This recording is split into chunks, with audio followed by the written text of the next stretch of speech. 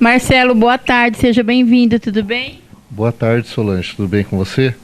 Um prazer aqui estar participando com vocês desse bate-papo, né, que com certeza vai ser muito esclarecedor, pode ajudar muita gente em N questões. Fala para mim, Marcelo, formado em?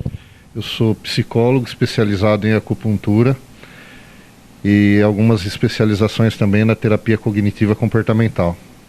E Marcelo, você concorda que a ansiedade é a doença do século? Com certeza, existe um estudo e estatisticamente comprovado que 33% da população brasileira sofre de ansiedade. Então pode ser considerado, aqui, principalmente aqui no Brasil, um transtorno que tem sido manifestado muito e as pessoas não estão sabendo lidar com essas questões emocionais.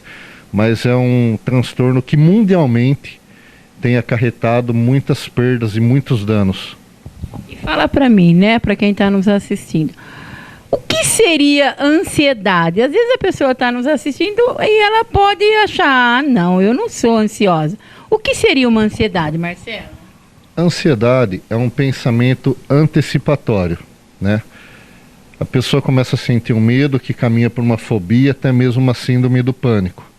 Então, na CID, ela é considerada uma patologia, né? Hoje em dia, podemos dizer que a ansiedade, devido a esse momento de pandemia, as pessoas estão sofrendo muito, porque esse pensamento antecipatório, a insegurança, o medo que não sabe o que há do porvir, as pessoas estão sofrendo muito emocionalmente.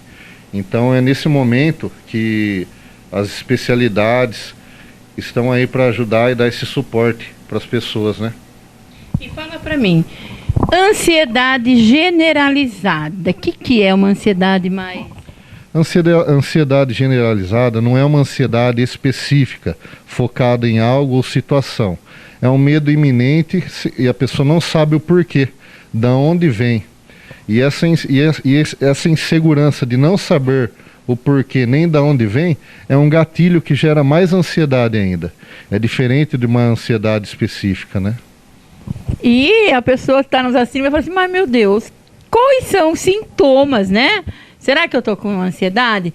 Quais são os principais sintomas de uma ansiedade, Marcelo? Olha, um sintoma que é muito forte e acarreta muito as pessoas é o sentimento de medo, né? A pessoa começa a sentir um medo da morte, principalmente.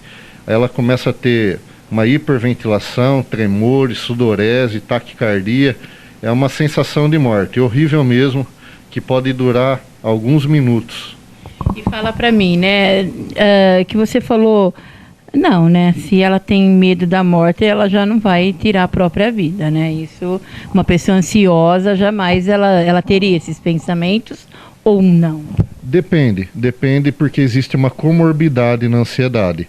Geralmente, a pessoa ansiosa, ela carrega consigo a depressão, só que não é o tempo todo, né, então começa a oscilar entre ansiedade e depressão. Isso se chama comorbidade. Então, os sintomas da ansiedade, só repetindo para quem está nos assistindo, é medo. Começa no medo, né, um pensamento antecipatório sobre uma real situação ou não. Pode ser um pensamento irracional, distorcido ou não. É lógico que podemos dar um exemplo assim, a pessoa sofreu um assalto, então ela tem um medo real, porque existe a possibilidade das pessoas ser assaltadas, mas existe também aquela ansiedade que a pessoa não sabe da onde vem o medo, aí tem que ser investigado por um profissional, um psicólogo, um psicanalista, né? Marcelo, o que tem a ver ansiedade com transtorno de pânico? A ansiedade, ela começa por um medo eminente, caminhando para uma fobia e futuramente um pânico. O transtorno do pânico pode ser caracterizado pela síndrome do pânico, quando a pessoa está naquela real sensação de morte e ela começa a ter um desconforto horrível. E fala para mim, né, você como psicólogo, né, com outras terapias, com acupuntura, existe algum tratamento? Eu queria que você falasse quais os tratamentos usados. Com certeza, existem muitos tratamentos, Solange. E a importância da multidisciplinariedade da pessoa saber lidar com essas questões e procurar ajuda, porque hoje em dia sabe-se que a prevenção ainda é o melhor remédio. A medicina tradicional chinesa, ela tem a acupuntura como um suporte excelente para as pessoas que sofrem de N questões emocionais, como a ansiedade, a síndrome do pânico, depressão, e a psicologia junto, que trata essas questões, ela pode ser preventiva, né? Porque a psiquiatria junto com a psicologia é uma ferramenta incrível. E a acupuntura para trabalhar as psicossomatizações, a somatização no organismo, que são aquelas dores que são manifestas já fisicamente na pessoa.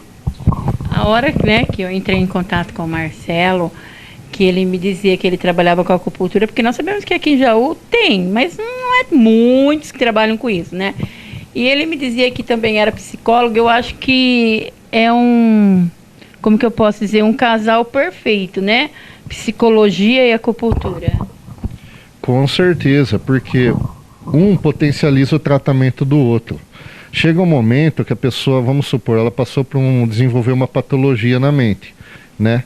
O que acontece? Eu com a acupuntura, junto com a psicologia, eu posso fazer um mapeamento cognitivo dentro da psicologia, achar a distorção cognitiva da pessoa, aplicar a técnica, né, de reestruturação cognitiva, e se ela já estava com alguma dor física relacionado a esse tipo de pensamento, aí que a acupuntura entra. Porque hoje em dia muitas pessoas são aversivas a medicamento.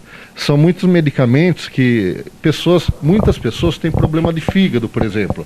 Então o fígado, ele não aceita um medicamento forte. Existem pessoas que têm esteatose hepática, outras cirrose, ou algumas hepatite, ou até mesmo uma sensibilidade maior no fígado. Então a acupuntura, ela entra aí. É uma medicina chinesa milenar, que não é tanto invasiva, mas traz a cura também. E você, né, você está atendendo na clínica? Eu atendo na clínica Espaço do Existir. Lá existe uma equipe multidisciplinar de psicólogos, nutricionistas, eu como acupunturista, e a gente está lá para fazer um trabalho social, ajudar toda a sociedade. Então, né, a dica de hoje aí, o nosso bate-papo foi com o Marcelo, falando assim sobre ansiedade, né? Como anda a sua ansiedade? Você já está aí com, né, como que eu posso falar, transtorno de pânico? Isso daí não pode deixar aumentar, né, Marcelo? Tem que procurar ajuda, né? Queria até que você deixasse, né, para a gente terminar uma mensagem aí, que as pessoas precisam procurar mais ajuda, ainda mais com tudo isso que nós estamos passando, né? Com certeza, Solange. Se a gente analisar e olhar para a história da humanidade, eu acredito que nunca antes, assim, apesar que hoje a gente tem o recurso e o respaldo da tecnologia, as informações chegam rápidas e a gente pode se prevenir, e a prevenção ainda é excelente.